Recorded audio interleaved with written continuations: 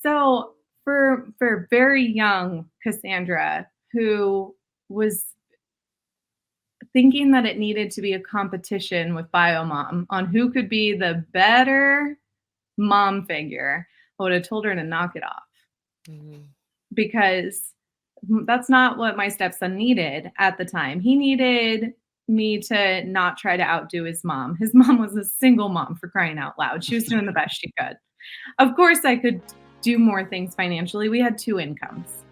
So one of the things I would have told me is to knock it off and not be so competitive, because it didn't do anything but prolong us getting to a point of getting along. Hello and welcome to the Disrupt the Everyday podcast. We're here to help you navigate life while disrupting the status quo. Our discussions cover a number of topics relevant to everyday life. We discuss everything from relationships to entrepreneurship. We also engage in some difficult but important conversations. And now, here are your hosts, Brian and Tanya Hamilton. Welcome to another episode of the Disrupt the Everyday podcast. Today, our primary topic of conversation will be co-parenting, and we're joined by Kassandra Martinez. Kassandra, thanks for joining us today. Hi, great to be here. Thanks for inviting me.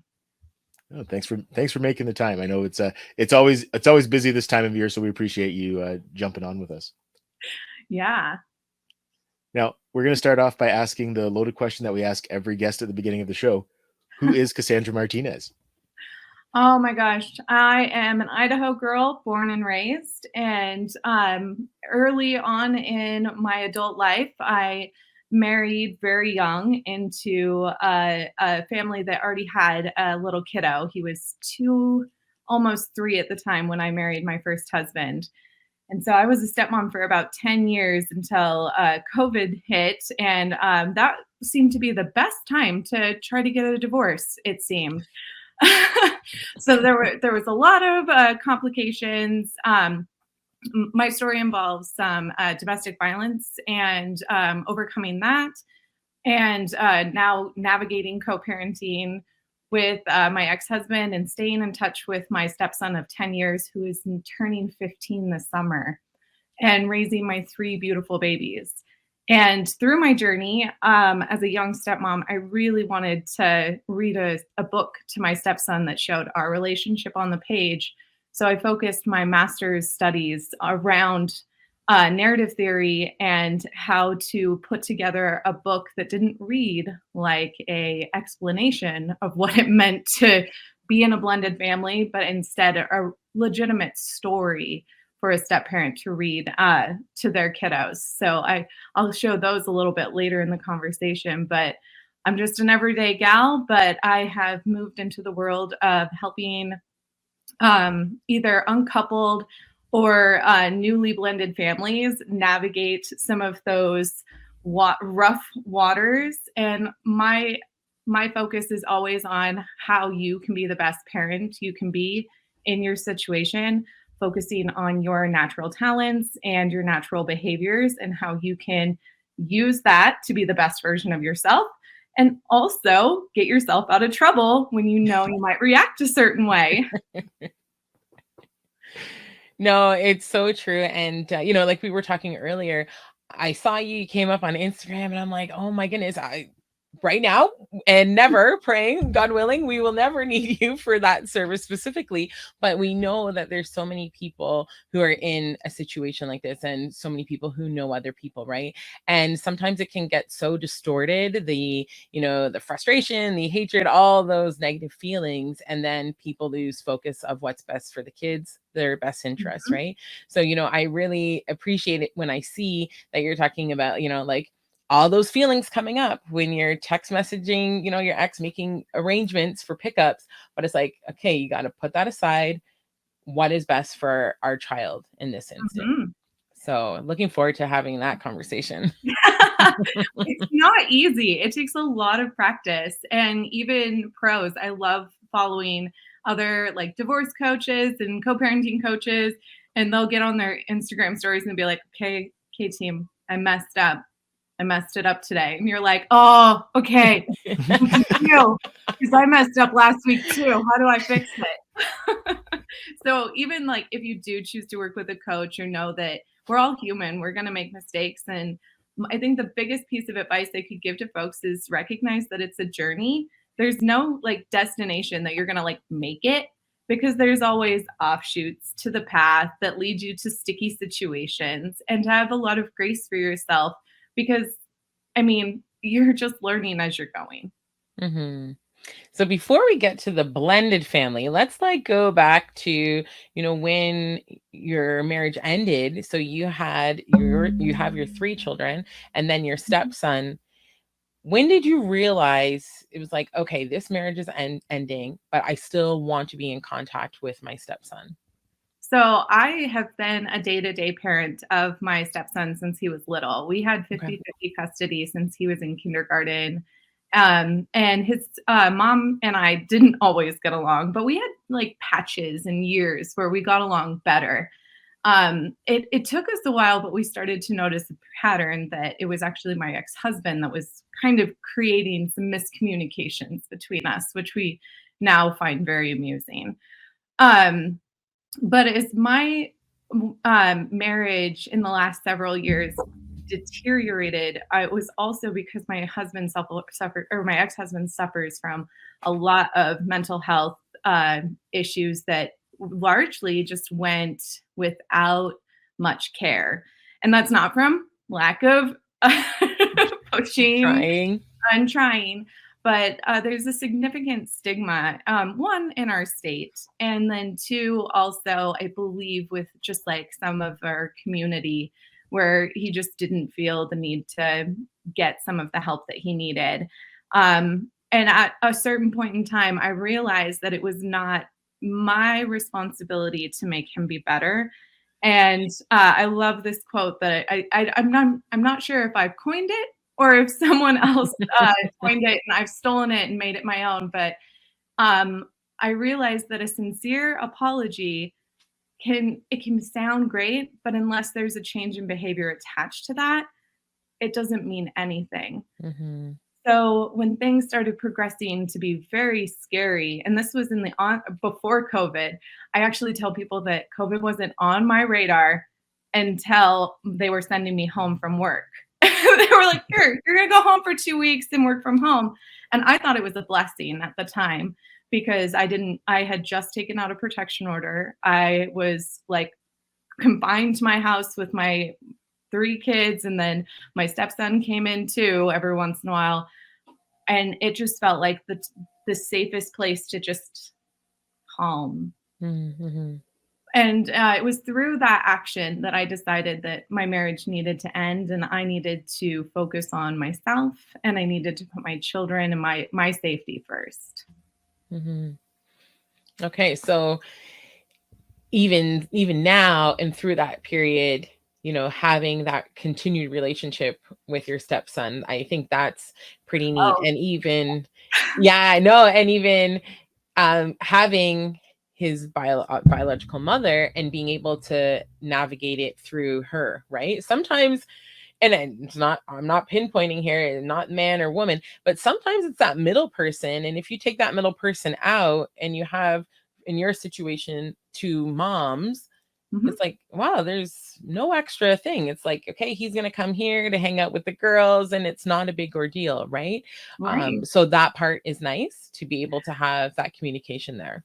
Yes, it's so great. We don't get to see him quite as often. They live about an hour plus away, but we go out and watch his baseball games. We get to steal him for long weekends where he spends, I mean, we used to have a room. Now he couch surfs between me and my mom. But we just absolutely enjoy getting to keep in contact. I text him almost every few days. He's a teenager now. Oh, yes, we understand. But he always enjoys whenever I show up for a baseball game. He always sidles up to me, and I'm like, "Okay, here's your gummy worms. Go get them, buddy." Oh, that's awesome. Yeah, and my relationship with his mom, she's become one of my very best friends. And that relationship took a lot of work, and also we did very not nice things to each other in the 10 years that we co-parented. Both of us did. And both of us have come to points in like these conversations where we have recently where like, I apologized for that, right? And she's like, yeah, you did. But I apologized for that, right? Yep, you did.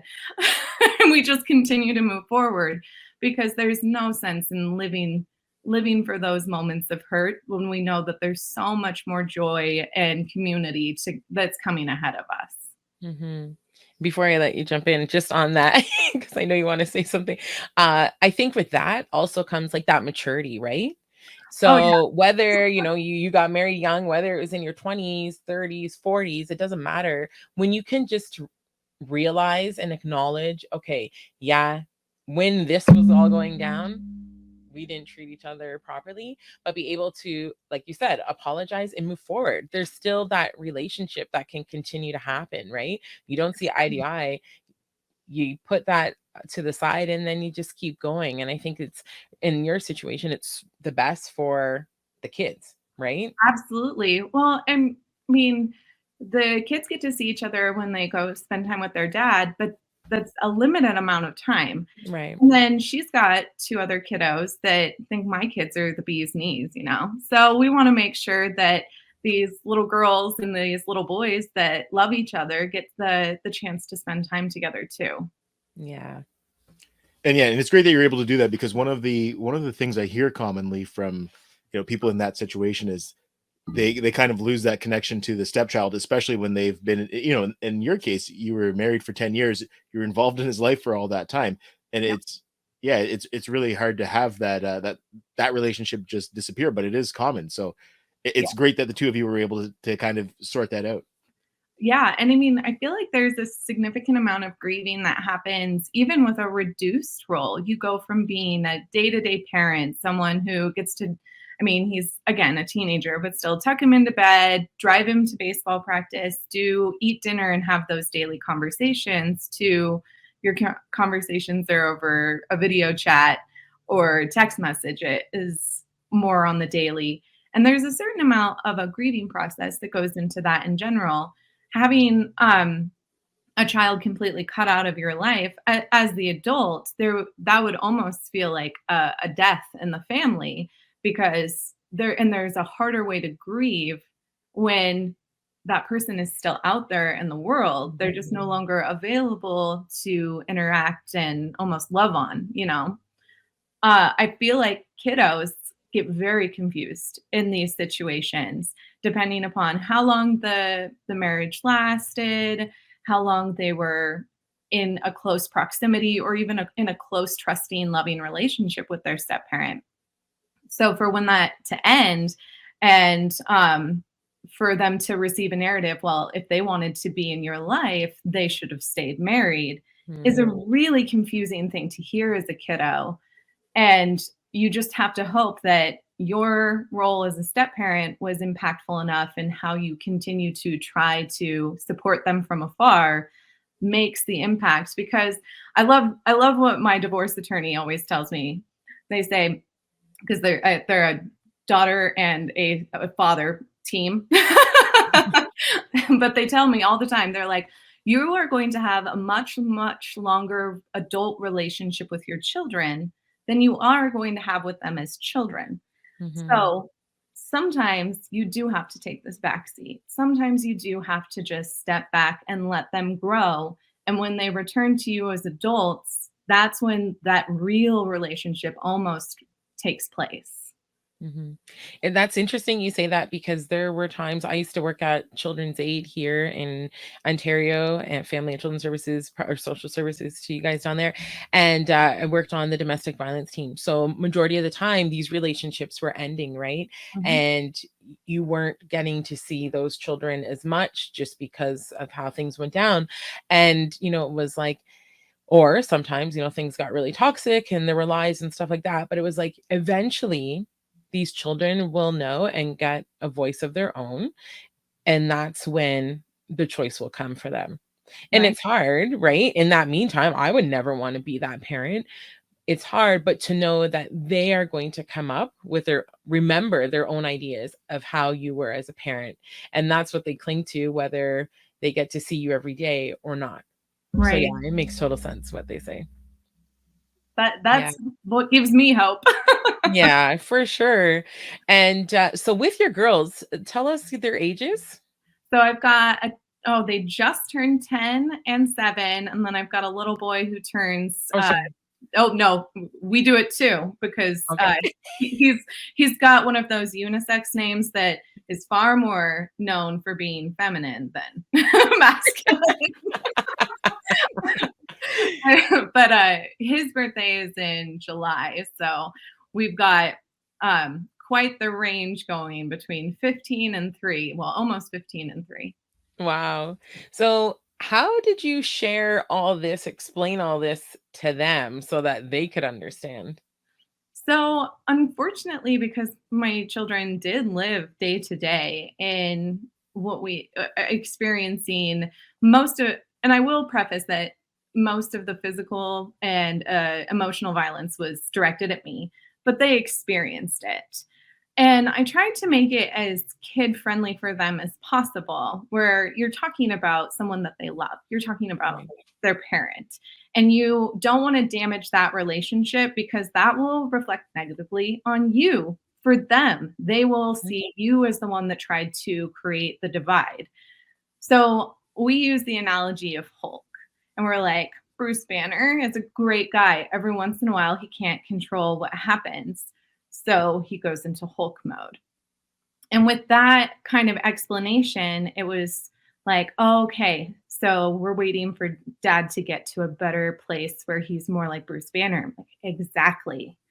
So we're going to be mindful of safety. That's why we've got some precautions in our divorce decree and in our child custody orders to make sure that the kids remain in a safe space. And there's some accountability for the adults to, one, be safe, and two, be psychologically safe for these kiddos. I mean, there's a lot of responsibility on my part to make sure that I'm the parent that doesn't say, oh, your dad did this and your dad did that.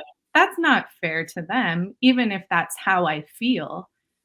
It's not the narrative they need to be introduced to. And as far as the divorce, that was a very surprisingly simple explanation.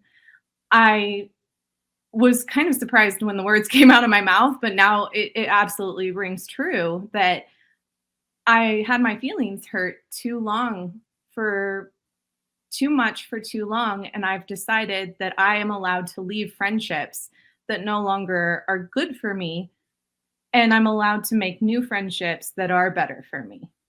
And they really understood that. And so that's been how I explained my divorce to my kiddos, even though they were like, well, dad doesn't want this. And I'm like, I know. And that's okay for him not to want it. But I'm allowed to leave friendships that aren't good for me anymore.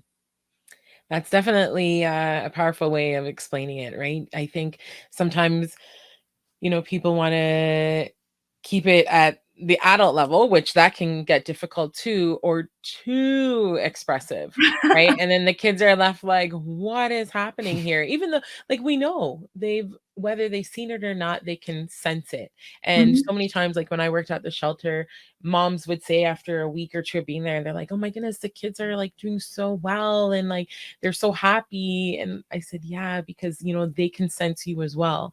And they said that was a reason why I stayed so long, was because I didn't want the children to be, impacted. Like, granted, they are going to be, but when they see that stress decrease and they're out of environment that they could tell was, dangerous and things like that, they're going to be okay. They're resilient, right? They really are. And I feel like the argument stay for the kids is quite a dangerous one, especially in situations where you have domestic violence or even emotional abuse, because I talk about this with my counselor all the time, is breaking the cycle of abuse. Right. I mean, my grandmother was in a relationship that was incredibly physically violent. My mother was in a relationship that occasionally could get physically violent, and I exited my relationship as the physical violence began. So as you see this cycle decrease, the hope is Yeah. I was able to recognize signs as they were happening. So my daughters, my son can recognize, maybe I don't want to be in this relationship. Maybe I don't want to choose these friends. And so that's how we stop the cycle of abuse, is by becoming way more aware of it and talking about it in terms of like, we know what's not going to serve us and how we end friendships or end relationships that aren't going to serve us because they aren't safe. Mm-hmm. Now, in terms of blending families, because again, that was another thing that was obviously a part of your story. Right. How what are some advice you can give on that? Because I know that's one thing that people want to know as well. So as far as blending family goes, I played the role as the stepmom for a very long time, and now I'm playing the role as integrating my new husband into our blended family. And I've just been having this lovely conversation with a friend about, oh my gosh, I did not realize that the biological parent has such a very complex role. I always thought it was very simple as a step parent to be like, include me. I would like to be at the table. And it's like, oh, it's a lot harder to be like, oh yeah, let's just bring you in. Let's just do that. And some step parent communities would be like, no, it's not that hard. but at the same time, until you live the experience, it's hard to fully understand the nuances. But as a step parent, and my advice to any step parent, based on a lot of research that I did in my master's study, the pivotal years and what makes for the best blending of families and can actually create create the better trajectory or even the success of a blended family is those first years, and making sure that you are present, you are making an effort. And that's for kiddos that are older, and that's for kiddos that are younger, and just letting them know that you're there to establish your own little place in the family, not trying to take over anybody else's role. And what can you do to build a relationship together? I work really hard to make sure that my husband has one-on-one time with each of the kids to make sure that his relationship with them is really solid. And I feel like I've just lucked out where I have these kiddos who have just loved him from the very beginning. And I know not a lot of families have that because the kiddos are feeling some resentment or some loyalty binds between their other parents. So just be patient, be present, and do what you can to like carve out your own role within the family. And there's a lot of different philosophies out there. There's some that say like, hey, you should be a parent right away. And then there's others that are like, nope, you let the bio parent take the lead. And I really think it depends. And because no family is exactly alike, you have to go with the advice that works best for your family. And you can't just subscribe to a one size fits all. Yeah, that makes so much sense. And what sticks with me, and even what I've seen, is that loyalty factor, right? I think that's such a big one, especially if the parent, if it wasn't a mutual ending, the parent is still, I guess you could say, stuck for for lack of better terms. There's feeling stuck, and then there's also feeling wronged by the Yes. situation. And that's where you do get loyalty binds, where you have a parent that kind of overshares or maybe talks a little bit too openly around the kiddos, where they hear everything. Oh my gosh, don't talk about stuff in front of the kids because they can be in the next room and they can still hear you. But that's where you get these, like, they create their own narrative based on the things that they hear. And it really can be impactful to either the new step parent coming in or even the other parent in that situation. So that's one reason why I am very careful about how I talk about my ex-husband around my children, just because it's not my responsibility to cover their relationship one way or another. My job is he's your dad, You are allowed to have a relationship with him, and you should have a relationship with him based on how you guys choose to move that relationship forward. I should have nothing to do with it. Yeah, that makes sense.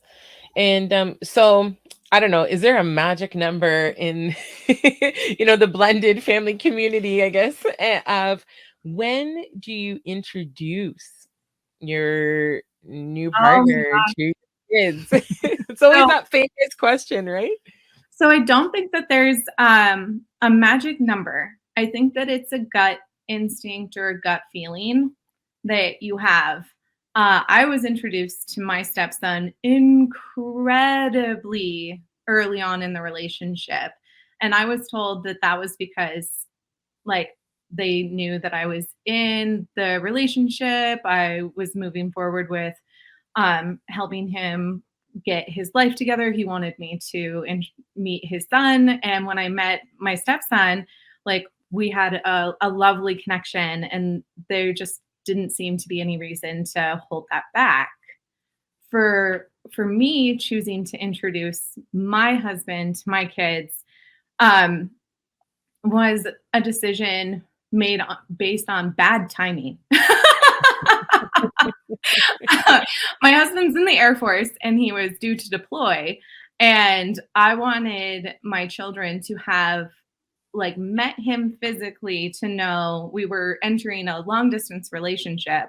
So we hadn't been dating for very long, but I wanted him to know what he was getting himself into. So planned a big barbecue, low stakes. That's the other thing. If you're going to introduce a partner that you're, like, wanting to give them a exit out, do it in a low stakes place where it's a lot of people that the kids are comfortable with, a lot of other kids just running around. And he came into the situation, saw the chaos, said he was good for it. And after that, we took the kids to the zoo.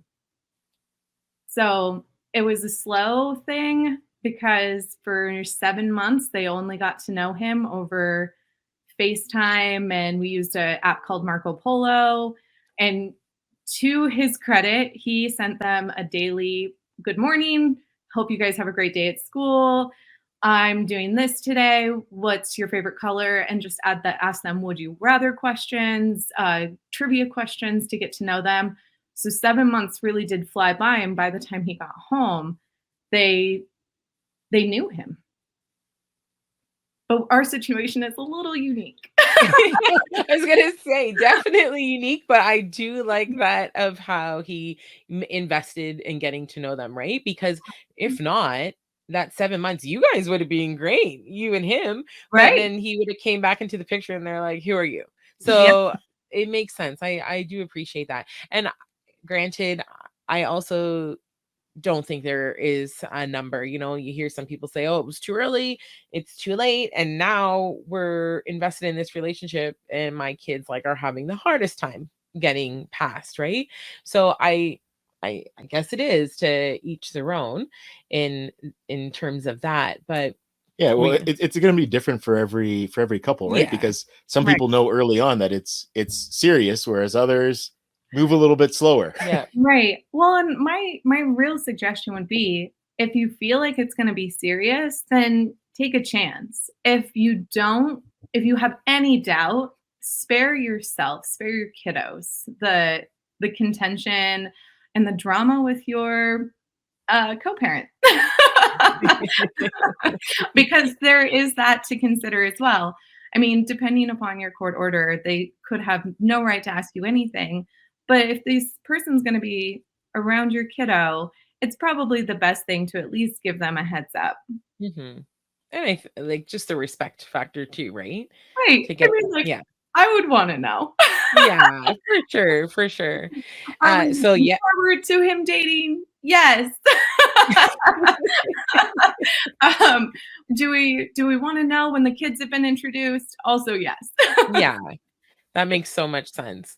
And I mean, with that even too, that can open up a whole nother can of worms, depending on, it's almost like that who starts dating first? Is it the one who left that person? Okay, then that person still left. And you could be on a great wavelength with your ex co-parenting, and all of a sudden you introduce, Mhm. that's when you're now telling him, I'm starting to date. And the next thing you know, there's a problem at every exchange, or there's a problem with, communication, right? It's definitely a common theme seen in co-parents, especially when the person who left moves on faster. And we experienced that. There was a little bit of rough waters. Luckily, we had a 7-month deployment to me. Like, I mean, he's not physically here. That is true. Wrap your head around it. Because in 7 months, things are going to change again. Exactly. Now, let's talk. We mentioned this at the top of the show, but the books that you've written to kind of cover these topics in the relationships. Can we talk about those a bit?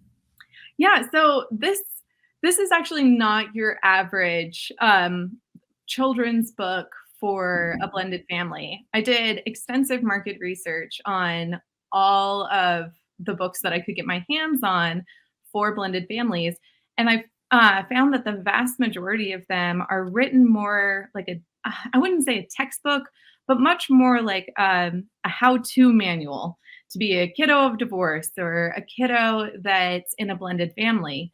And very few of them actually had a narrative scope. And I studied narrative theory almost exclusively within my thesis, and I peppered in a lot of blended family and step family research. But my curiosity as a writer was, how do you write a book for a blended family that tells a story without doing the, well, when I have a stepmom and I met her, da da da da da. Furthermore, I didn't find any children's books whatsoever that were written from the perspective of a step parent. And if I'm thinking about reading a book to my stepson, I wanted it to be so that the narrative is me telling a story to him. So when I wrote my book, it's called Before You. It tells the story of how before him, I had certain expectations for life, and then how he has changed some of those expectations for the better. And I made sure to incorporate a lot of common things that kiddos in blended families can experience, like a exchange. Ooh, gotta find my camera. So like you've got kiddo going to mom and stepdad. And these are actually, this looks just like his mom and his stepdad. They were so kind as to let me use their imagery. That's awesome. So I wanted to make sure that it had that like narrative flow, and it's just a nice story that you can pick up and read, because a lot of the books that are out there are, their purpose is really to help make sense of what's going on in divorce, how to normalize these feelings of loss. But there isn't a lot out there about how to celebrate this relationship between step parent and stepchild as a way to help them bond and normalize that their relationship is a valid one. There are actually quite a few good books about introducing a partner and having the kiddos be very unsure about that partner and how they come to appreciate the partner or that step parent. But there aren't a lot that go beyond that initial meeting episode. So I'm trying to create more narratives in this space that are, in my opinion, actual narratives and less instructional reads. That's great. And you have the other one coming out soon. Right. So right now I have two versions. We've got a stepmom and a stepson, and then we've got stepmom and a stepdaughter. And then my artist is working on the stepdad for a boy and a girl. And my husband won't know this until Father's Day, but they've all been made in his likeness. Oh, that's awesome. He's going to be very surprised when instead of, because I had told him, I was like, I think I'm going to use my stepson's dad or stepdad as the family to kind of throw him off. And so he's expecting these like Caucasian kiddos and everything. And then all of a sudden there's going to be this Latino guy pushing this little blonde boy that looks like our 3-year-old. And then these little girls that look like my little towhead blondes.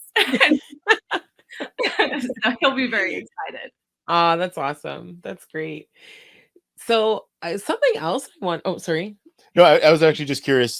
So for the 2 books that are out now, so obviously you wrote the stepmom, stepson version from your perspective, and I'm sure obviously research as well. What was kind of the concept behind the stepmom, stepdaughter Just process? to fill a need. There isn't, and this is where it's really hard because most of these books that are more successfully written as stories, they're depicted as animals, which makes it really easy to escape a race conversation or how blended families can either look very different or very similar to one another. There are more times that I've been mistaken for my stepson's biological mother than I can count. So I chose to illustrate as humans because I felt like that there was a need for that. I'm currently working on developing a website that would let you kind of customize the books to your particular family. But that's still probably between how difficult it is to get that technology to work and getting the artwork done. We're probably a year out from more customized options on books. So for right now, it's because there's a need for these books just to exist. So if somebody wanted to read a book to their stepdaughter, there's a book for them. Awesome. Now, and I know we kind of cut off the thought there, but now the other book, the other books that you're working on, again, can we just learn a little bit more about those as well? So they're pretty much the exact same book, just with the stepdad. Okay, but gotcha. There are more books coming. I'm a writer by education and by passion, just because I love it. And I've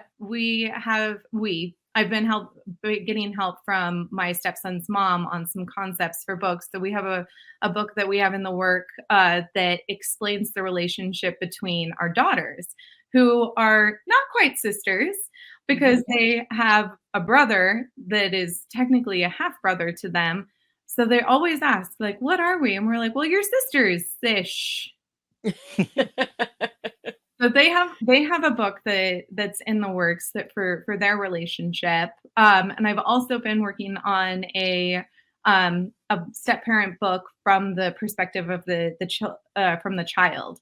So just keep watching me. There'll be a lot more books for blended families or non-traditional. I've been asked by a friend who is estranged from her family in general to write a children's book about what that means from a kid's perspective to not know your grandparents and to have pseudo grandparents. And I'm like, oh my gosh, yes. So, the list is long. That's amazing. And I think just to keep things so normal, right? Like this is life for so many people. So the more you see it, the more kids can pick up a book and read about it. I think that's incredible. Yeah. Well, and my goal really is there's a lot of books out there that do the explaining really well. So how do we use the craft of narrative to make it so it's an actual story that kiddos love stories. They don't want to be told this is what it means to not have a grandma. They want to go on the journey and experience the emotions that they're familiar with so they can name those things and have a better sense of this makes sense to me. And that makes sense. I wanted to ask some other questions, not about the book. So are you good? Yeah. So actually I wanted to just kind of do a deeper dive on, so I'm going to ask you another loaded question as well, but just thinking back in terms of, a couple of these transitional periods, again, just looking at yourself going into a situation of being a stepmother to a really young son, and then introducing another father figure to your current family. If you go back in time and give yourself some advice, because it will resonate for a lot of people, but in those two transitional periods, again, if you're able to have a cup of coffee with Kassandra, looking in the past, what would you share with her? So for very young Kassandra, who was thinking that it needed to be a competition with Biomom on who could be the better mom figure, I would have told her to knock it off. Mm-hmm. Because that's not what my stepson needed at the time. He needed me to not try to outdo his mom. His mom was a single mom, for crying out loud. She was doing the best she could.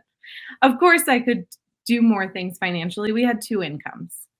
So one of the things I would have told me is to knock it off and not be so competitive, because it didn't do anything but prolong us getting to a point of getting along. Mm-hmm. And then for not so younger me to talk to me about blending in my now husband. I mean, I had done so much research on all of the things that I was like, yeah, we know how to do this right. I would have told myself to not be such a know-it-all and to be more in the moment and to allow him more authentic grace. Because sometimes when I would jump in there and try to save the situation, he was perfectly capable of creating his own positive interaction with the kids. And I was, as the bio parent, trying to interfere and be like, peacemake between them, because I wanted them to have that solid, great relationship from the get-go. Well, one of the things I've noticed, especially with my 10-year-old, is allowing them to play out their conflict in a way that's really proactive. And they've become a lot closer ever since I've stepped back and I'm just like letting him take the lead on how his style, and it works wonders with her. I'm like, why? You're better with her than I am now. Go, work, problem solve. So those would be my 2 pieces of advice. Excellent. Wow. After that, I sort of wanted to go to the dating part, but that was really good. Okay, I'm still gonna go before we wrap up. So, I look at this, you're somebody, when you get married into this relationship, right? You're obviously younger, you haven't gone through everything you've gone through, and then the relationship ends and you're like, you know what, I want to start dating again. This can be, you're in your 30s, 40s, 50s, 60s and up. Mm-hmm. And it's like, we have to keep in mind, tell me if I'm wrong, we have to keep in mind, like, we've changed so much, right? What you were looking for in a marriage in your 20s, no longer what you need when you're 40.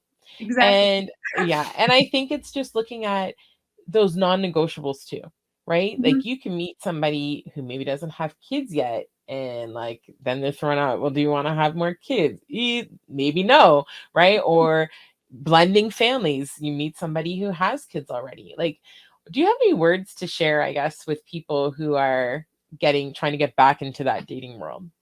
I would say, make sure you know what patterns you're used to and what you think your type is. Because I will say, when I was first, like, even dabbling with dating, there was a familiarity to, like, certain personalities, and be like, oh, this is really intriguing. I really like this about this person. And I would have really crucial conversations with some friends who know me, and they're like, what do you find interesting? I'm like, oh, there's a lot of potential. And they're like, okay, but do you need a project or do you need a partner? So be careful about your natural, like, inclinations to a certain extent, because I'm a kind of person that really, I do really well with kids because they're unlimited potential, but you don't want that in a partner. So if you know that about yourself, and this is where a lot of my coaching comes into play, where I do a lot of self-awareness, emotional intelligence coaching, and figuring out what some of your more natural patterns of behavior are. Because if you're aware of those, you can recognize when you're headed for a cliff and stop yourself before you jump off. So to that example, when I met my husband, I was a little like, oh, he's lovely, but he's so available. And, your girlfriends are like, quit Of course he is. He's a real person. And he's like, good for you. Give it more time. And you're like, oh yeah, okay, I don't need a project. I want somebody who's present. I want somebody who wants to be involved. I want somebody who wants to do things. So make sure you know what you want, but also be aware of what you're inclined to fall for and if that's really good for you. Mm-hmm. And the other thing that you talked about there too is really the voices that you're willing to entertain and making sure that you have the right people in your corner. Oh my gosh, that's critical, because if you have people around you who are just going to tell you, go get it, go have fun. I mean, that's fine. Maybe don't introduce those people to your kiddos. But at the same time, if this is somebody or if you're looking for someone to blend into a family, Right. you need to make sure that you do have voices that are going to keep you in check and keep you accountable for your best outcomes. And some of the best advice you're going to get isn't going to feel great when you get it. Mm-hmm. But it's but a workout doesn't feel good when you're in it. I mean, who likes to be on mile 2.5 of a run? You only feel good the first 2 minutes and the last 10. So, I mean, you just got to think about it as an exercise in emotional intelligence, and it might not feel great when it's happening, but you will be better served for paying attention and doing some of that heavy lifting of being more emotionally safe. Mm-hmm. You got it. I totally agree with that. Yeah. One of the things that we mentioned as well is that you do coach people through similar situations, and I know part of that is using the Clifton Strength Finder. So can you talk a little bit about the coaching for anybody who may be interested in taking you up on that at some point? Absolutely. So I fell in love with Clifton's Strengths Finder, which is a fantastic tool for getting to know yourself better. I actually, my day job is in HR, and so I did a lot of career coaching with it. But I found a lot of application in how it made me a better mom, and it made me a better just person in general. And I find that being aware of my strengths makes it so I can approach my co-parenting a lot better, knowing how I'm most likely to behave when certain things happen. Also, I know what talents I'm able to make work for me in certain co-parenting situations. So in my coaching, we walk through a lot of self-awareness work, and we talk about certain situations and certain issues that we have with our co-parent, and we get very curious about how we are reacting to things versus how they are reacting to things. I follow another coach, and she uses the term Xing. She's like, are you Xing or are you parenting? And I love that, because when you're navigating high conflict situations, when you're potentially co-parenting with someone who is unkind to you, continues to be unkind to you, or you have past trauma with, you are going to be triggered by their behavior. So you can choose to X and react to that in a certain way. And sometimes you don't always choose. Sometimes you start acting and you have to shut it down. But it's always a choice on how you react. And the more you become aware of your triggers, the more you become aware of how you're inclined to behave, it gives your brain 5 extra seconds when something happens. So those 5 seconds are crucial to be like, no, I'm going to stay calm. I'm going to stay curious. I'm going to stay in this moment, and I'm going to see what happens versus jumping to a conclusion, jumping to reaction, jumping to words. And that's helped a lot of parents that I've been working with. And I've really enjoyed this coaching with strengths in a co-parenting / divorce situation, as opposed to when I would use it as a career mechanism. I'm all like, oh my gosh, this seems like this tool is so much better fitted to how we used to use it for conflict resolution between employees, but using it as conflict resolution between co-parents, you're like, well, no wonder you pissed him off. You got this empathy talent, and you're walking on eggshells around him, and he's like, what do you want from me? You're like, you're freaking me out. Yeah. And I'd be like, Don't try to read his thoughts. He's responsible for his thoughts. You're responsible for your reaction. Yeah. Absolutely. Now as we wrap it up, for those who are, for you that's watching, we're flashing it on the screen here, but for everyone who's listening, what are the best ways to connect with you? Yeah, and, you know, we have your website and your IG posted, but how can we reach out? Honestly, you can reach out to me on Instagram. I've got my email set up on my website. My digital coaching content will be up later this month, along with this month being like June, July of 22. Along with a podcast that I'll be doing with my friend who's a family law attorney. And we'll be discussing some Idaho family law stuff, along with like just families in general. So if you go to our website, wearefamilyish.com, you've got a contact information. Send me an email that way. And I'd love to talk to you about coaching, about our books, about our podcast, anything. All right. So it's wearefamilyish.com and at wearefamilyish on IG. Yeah. Well, Kassandra, thank you so much for taking the time today. We appreciate the conversation, and hopefully it's been helpful for everyone who's been listening. Mm-hmm. I sure hope so. And thank you again for having me. It's been a great conversation. Thanks so much. Thanks for listening to the Disrupt the Everyday podcast. For more ways to listen, connect with us on social media. To be a guest or to partner with us, check out our link tree at Disrupt the Everyday. Join us next time for more ways to disrupt the everyday.